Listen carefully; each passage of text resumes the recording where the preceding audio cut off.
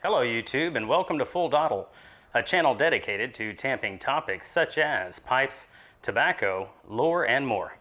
I am your host, the Bearded Briarman, and without further ado, let's get lit.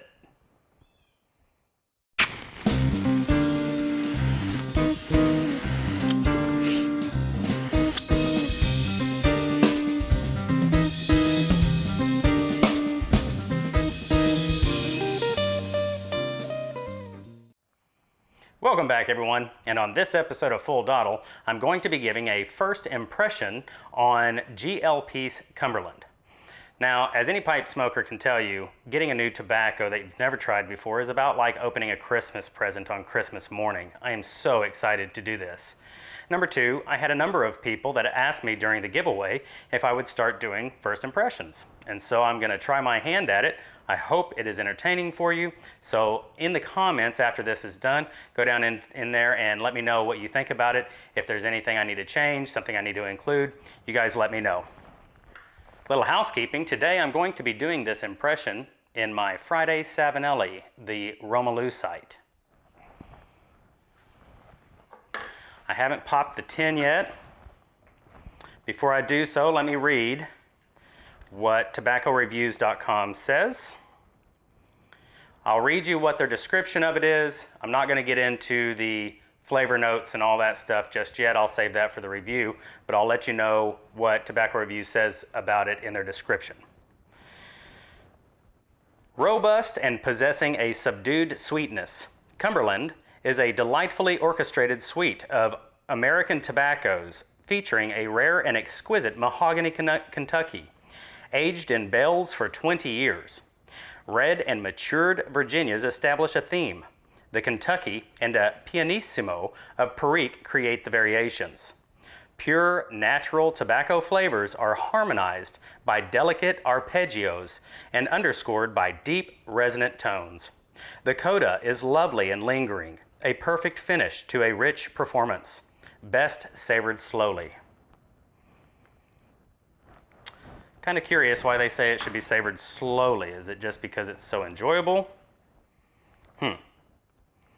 It is considered a vapor, so very excited. Let's see what this is all about.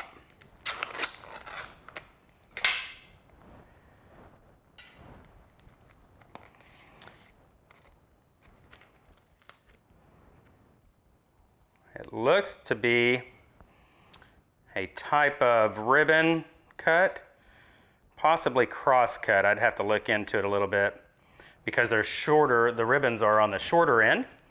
It's definitely sufficiently dry. It won't require any dry time. Oh, the tin note. It's very smoky. This does have Kentucky in it, but I didn't realize they might be dark-fired Kentucky. And if you go to my Choosing a Tobacco Part 1, we discussed that fire cured means that it's hung over a smoldering fire, and that fire imparts particles onto the tobacco, giving it a smoky flavor. Well, the smell in this tin smells like the tobacco, the Kentucky, might have been fire cured. You can definitely smell the fermented tartness from the Perique, but it's mild.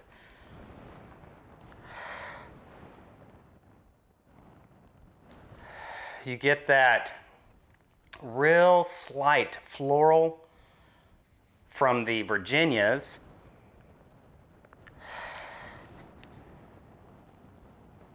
And that toasted smell from the Virginias smells wonderful. Oh, kind of woody and toasted. Predominantly though, I'm going to say that I'm not sure if it's fire cured. I haven't really looked into it all that much because I want this to be a true first impression. But I'm thinking that the predominant member category in this blend, let me redo that. It might not be the dominant component in this blend, but the dominant aroma in this blend is definitely that fire cured tobacco. But it does Ooh, I got some in my mustache. But it does smell like a very well in tune orchestra. Awesome.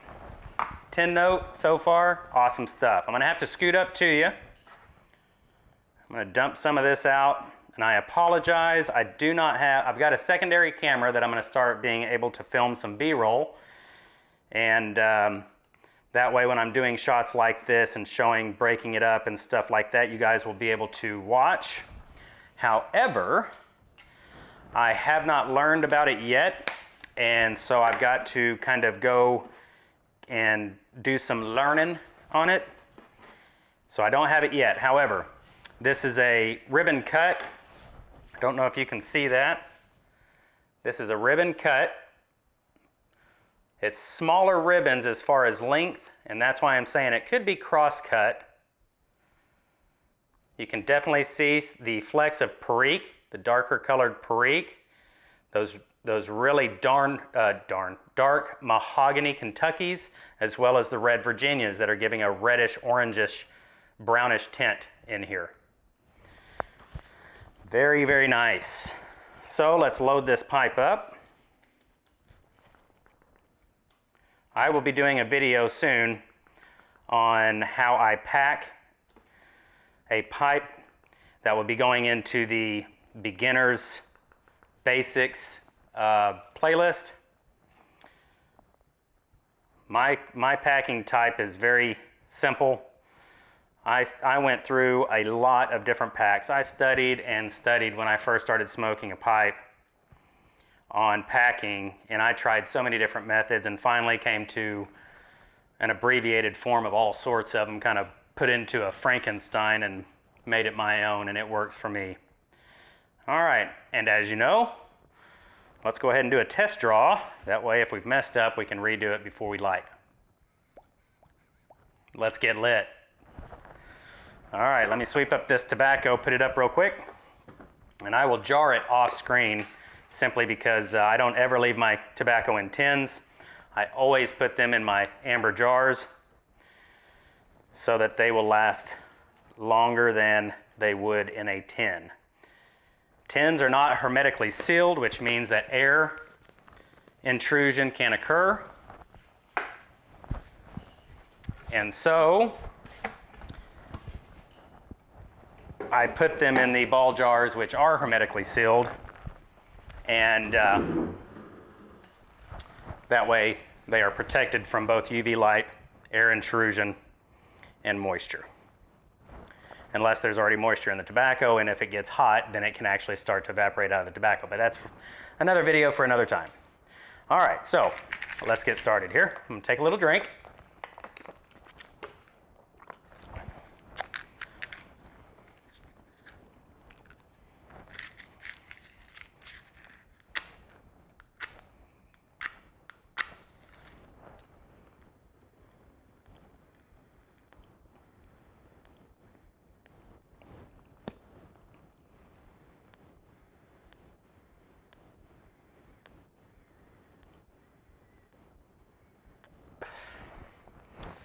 So very unattractive and unprofessional for me to spit a little piece of tobacco out, but sometimes when you are drawing, a little piece of tobacco will pop right onto the tip of your tongue.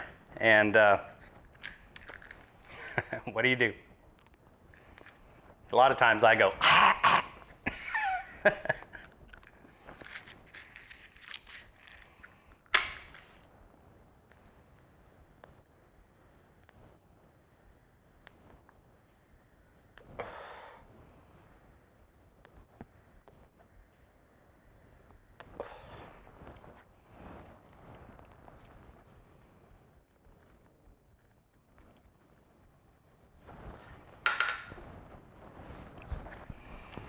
All right, so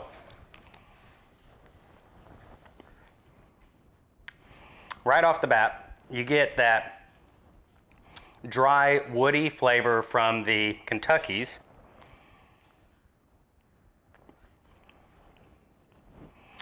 I don't think they're fire cured. I'm gonna look into it deeper, and that way for my full review, I'll have more information for you, but I don't think they're fire cured.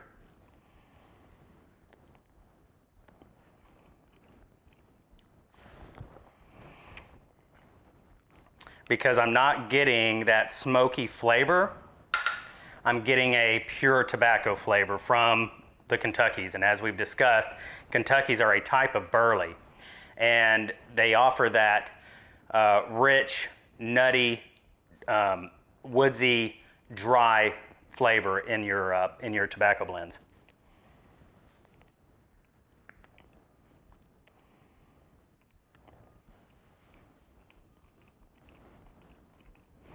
The Periques in this are about comparable, I would say, to Haunted Bookshop. They don't offer the fruitiness that you would find, say, in the Bayou Morning Flake, but they give you that spicy, that dry spiciness that you find in the Haunted Bookshop. And for those that don't like Haunted Bookshop, I'm not comparing this blend to Haunted Bookshop. I'm saying that the Perique, the spicy flavor that it's giving me out of this, is comparable to what it presents in Haunted Bookshop. That's the only comparison I can really think of.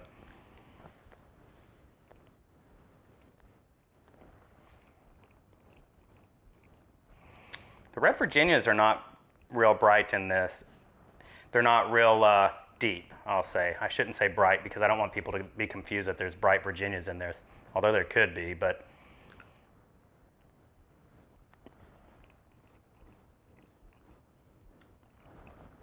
you can definitely get the sweet pastry-like sweetness from the Red Virginias, but the Kentuckys are competing with it a little bit.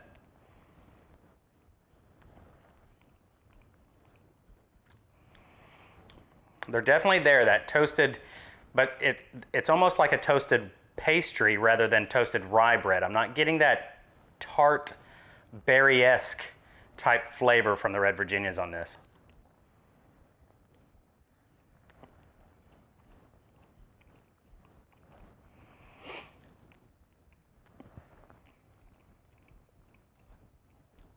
Yeah, the Perique's not offering any fruits.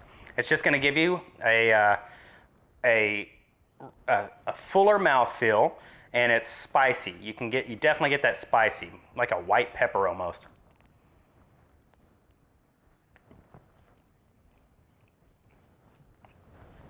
The Virginias are presenting in this as a drier pastry-like sweetness.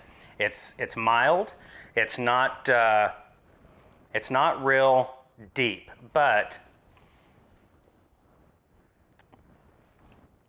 oh yeah, on the Retro Hell, you definitely get that pastry-like sweetness. It's present, and it is, I would say, it is almost as if the spiciness from the Perique and the sweetness from the Red Virginias are both together in this.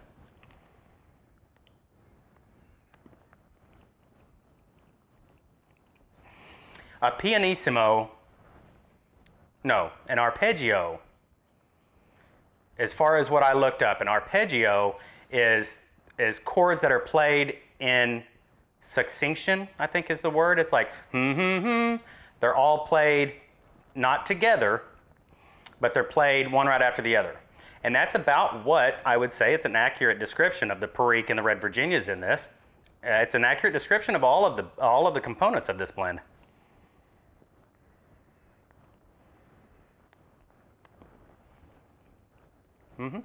Because you're getting Perique, Kentucky, Red Virginia, and they're just right after each other. They're not competing, they're just playing with each other.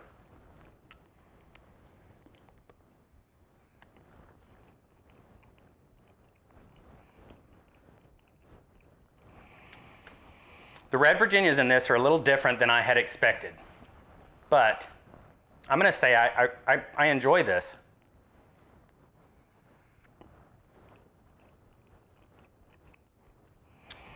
The Red Virginias are a little bit, in this, they're a little oaty, like oats.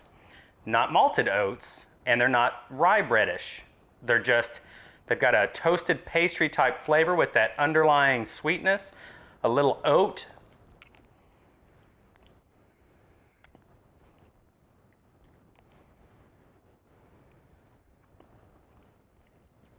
The Kentuckys are playing offering a dry, woody type flavor, and the Periques are offering a very, very pleasant spice.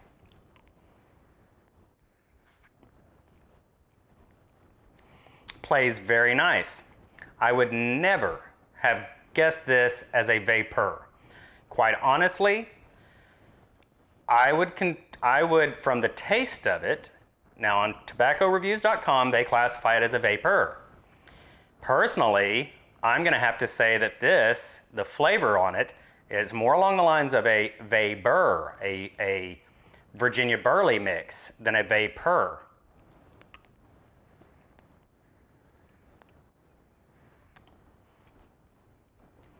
But I guess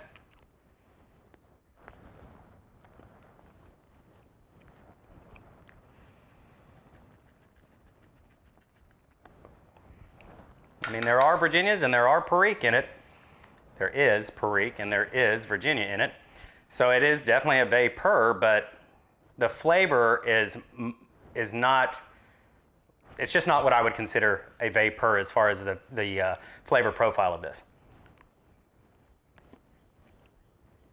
It's a very natural tobacco, spicy, woody, earth. I'm not getting a lot of earth. Spicy, woody, nutty, dry, a little floralness from the Virginias, but a toasted pastry type oats.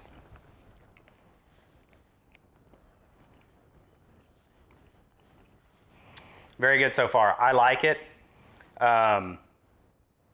I like it. This is a decent blend.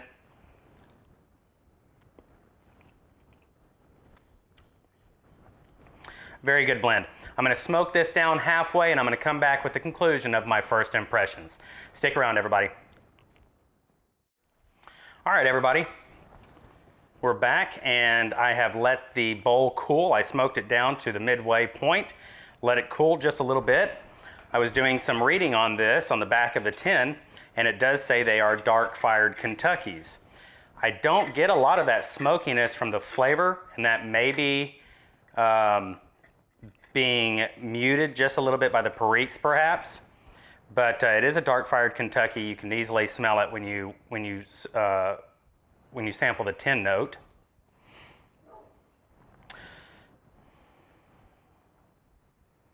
But yeah. So we'll see. Let's see how it changed after the mid bowl. And earlier I was trying to think of what I would classify this as, even though technically it's considered a vapor. I would probably be more apt to place this in the American blend version, category, than a vapor. But, you know, it is what it is, I guess. It's an American vapor.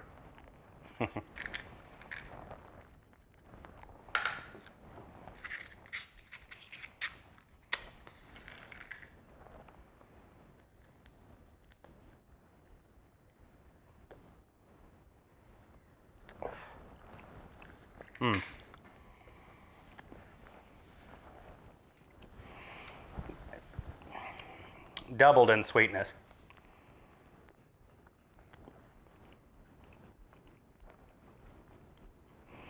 It became a lot more sweet at the midway point after it had stoved.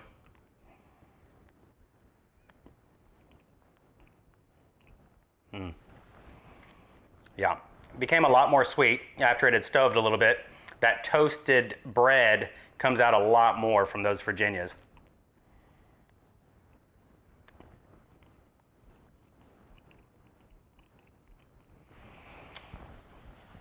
That tangy, tart type flavor from a rye bread starts to come out now.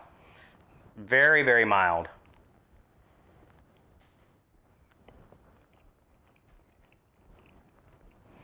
Very mild. That darker plum from the Perique is hiding back there.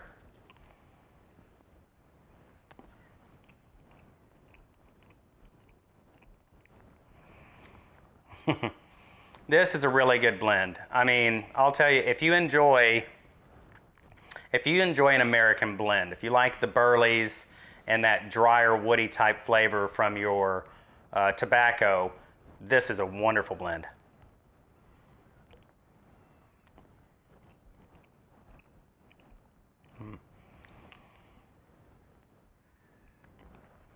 It's burning dry. It's burning cool even though it's burning fast.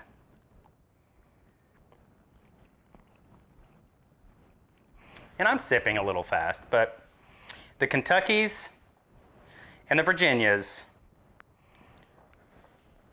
are very much interplaying. They're not competing, they're just interplaying.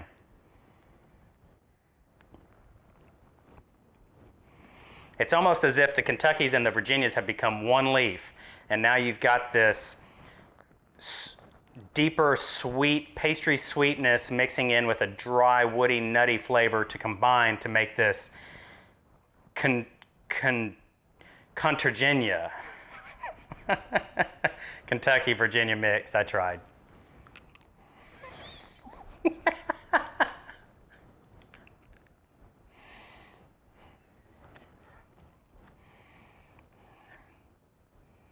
Virginky.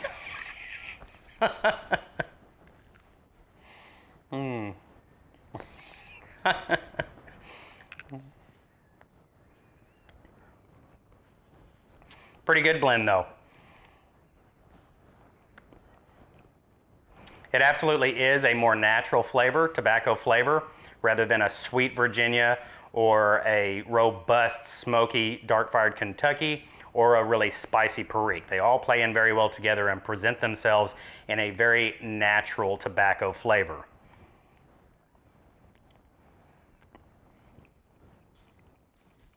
The Virginias aren't as deep as I would hope, especially after being spoiled with the Bayou Morning Flake, but overall I would say that this is a moderately complex blend and it's got moderate depth.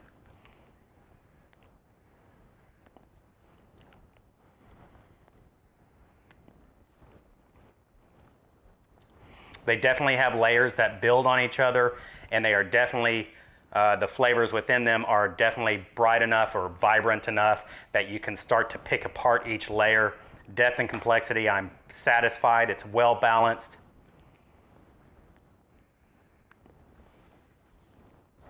It's a bit on the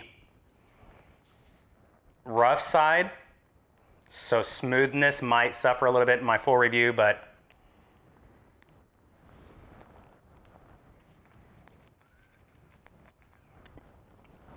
it's very good.